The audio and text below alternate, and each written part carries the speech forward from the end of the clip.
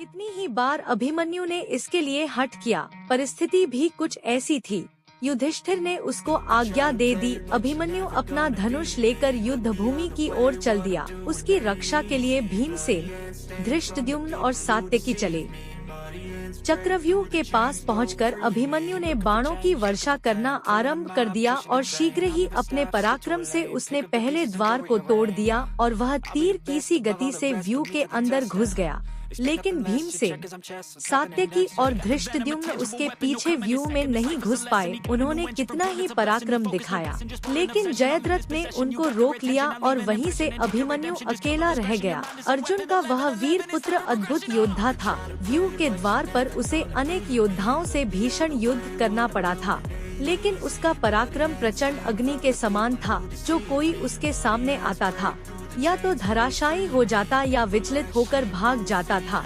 इस तरह व्यूह के प्रत्येक द्वार को वह तोड़ना चला जा रहा था। कौरवों के महारथियों ने उस वीर बालक को दबाने का कितना ही प्रयत्न किया, लेकिन वे किसी प्रकार भी उसे अपने वश में नहीं कर पाए। उसके तीक्ष्ण बाणों की मार से व्याकुल होकर दुर्योधन ने गुरु द्रोणाचार्य से कहा, हे आचार्य, अर्जुन का यह वीर बालक चारों ओर विचर रहा है और हम कितना भी प्रयत्न करके इसकी भीषण गति को नहीं रोक पाते हैं।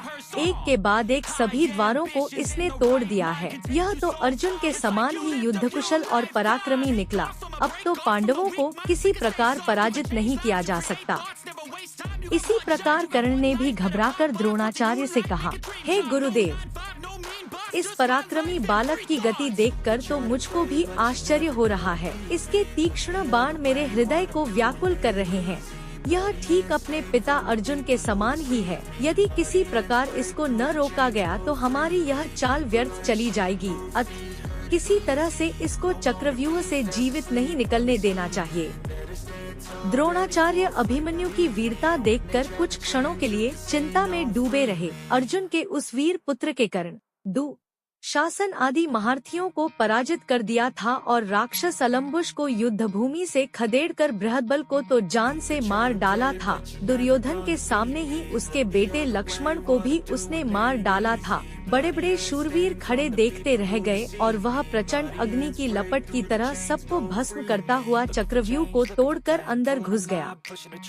जब कौरवों के सारे प्रयत्न निष्फल चले गए तो उन्होंने छल से काम लेने की बात सोची। अलग अलग लड़कर कोई भी महारथी अभिमन्यु से नहीं जीत सकता था, इसलिए उन्होंने मिलकर उस पर आक्रमण करने का निश्चय किया। कृपाचार्य, कर्ण, अश्वत्थामा बृहद्बल, शकुनी का चचेरा भाई कृतवर्मा और दुर्योधन आदि 6 महारथियों ने उसे घेर लिया और उस पर भीषण आक्रमण कर दिया। कर्ण ने अपने बाणों से उस बालक का धनुष काट डाला, भोज ने उसके घोड़ों को मार डाला और कृपाचार्य ने उसके पार्श्व रक्षकों के प्राण ले लिए। इस तरह अभिमन्यु पूरी तरह निहत्था हो गया, लेकिन फिर भी जो कुछ उसके हाथ में आया उससे ही वह शत्रुओं को विचलित करने लगा। थोड़ी ही देर में उसके हाथ में एक गदा आ गई। उससे उसने कितने ही योद्धाओं को मार गिराया। शासन का बेटा उसके सामने आया। घोर संग्राम हुआ। अकेला अभिमन्यु के सामने क्या करता। महारथियों ने अपने बाणों से उसके शरीर को छेद दिया। अब वह लड़ते लड़ते थक गया था। इसी समय शासन के बेटे ने आकर उसके सिर पर गदा प्रहार किया, जिससे अर्जुन का वह वीर पुत्र उसी क्षण पृथ्वी पर गिर पड़ा और सदा के लिए पृथ्वी से उठ गया। उसके मरते ही कौरवों के दल में हर्षध्वनि उठने लगी। दुर्योधन और उसके सभी साथी इस निहत्थे बालक की मृत्यु पर फूले नहीं समाये। किसी को भी उसकी अन्याय से की गई हत्या पर तनिक भी खेद और पश्चाताप नहीं था। जब अभिमन्यु की मृत्यु का समाचार पांडव दल में पहुंचा तो युधिष्ठिर शोक से व्याकुल हो उठे। अर्जुन की अनुपस्थिति में उन्होंने उसके लाल को युद्ध भूमि में भेज दिया था। अब उनके आने पर वे उसको क्या उत्तर देंगे, इसका संताप उनके हृदय को व्याकुल कर रहा था। भीम भी अपने भतीजे की मृत्यु पर रोने लगा। वीर अभिमन्यु की मृत्यु से पांडवों के पूरे शिविर में हाहाकार मच गया।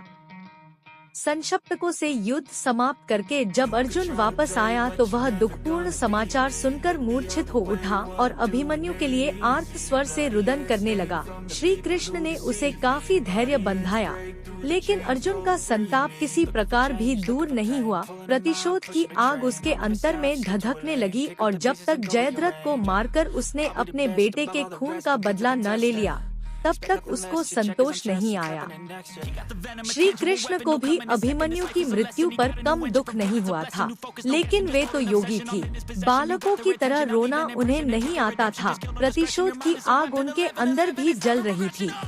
उन्होंने स्पष्ट कहा था कि अपने भांजे अभिमन्यु की मृत्यु का बदला लिए बिना वह नहीं मानेंगे। अभिमन्यु की स्त्री का नाम उत्तरा था। वह मत्स्यनरेश विराट की पुत्री थी। अज्ञातवास के समय अर्जुन विराट के यहाँ उत्तरा को नाचने गाने की शिक्षा देते थे। बाद में विराट को सारा हाल मालूम हो गया था, इसलिए लोकापवाद के डर से वे अपनी पुत्री का विवाह अर्जुन के सिवा किसी अन्य पुरुष के साथ नहीं करना चाहते थे। अर्जुन के स्वीकार न करने पर विराट ने उत्तरा का विवाह उसी के पुत्र अभिमन्यु के साथ कर दिया। इन दोनों का विवाह बाल्यावस्था में ही हो गया था। उस युग में बाल विवाह की प्रथा तो इतनी प्रचलित नहीं थी, लेकिन विवाह के पीछे राजनीतिक कारण निहित था। पांडवों को इसके पश्चात मत्स्यनरेश से हर प्रकार की सहायता मिल सकती थी। अपने पति की मृत्यु पर उत्तरा शोक से पागल हो उठी थी। श्री कृष्ण ने उसे कितना ही समझाया था, लेकिन फिर भी कितने ही दिनों तक उसका रुदन एक क्षण को भी नहीं रुका था। वह उस समय गर्भवती थी। आत्ताई अश्वत्थामा ने पांडवों के वंश को समूल नष्ट कर देने के लिए इस गर्भस्थ बालक पर ब्रह्मास्त्र का प्रयोग किया था, लेकिन श्री कृष्ण ने उसे रोक लिया था और इस प्रकार श्री कृष्ण ने ही पांडवों के कुल की रक्षा की। निश्चित अवधि के पश्चात उत्तरा के गर्भ से बालक का जन्म हुआ। चूँकि सभी कुछ क्षय हो जाने के पश्चात इस बालक का जन्म हुआ था, इसलिए इसका नाम परीक्षित रखा गया। यही पांडवों की वंश परंपरा को आगे बढ़ाने वाला हुआ।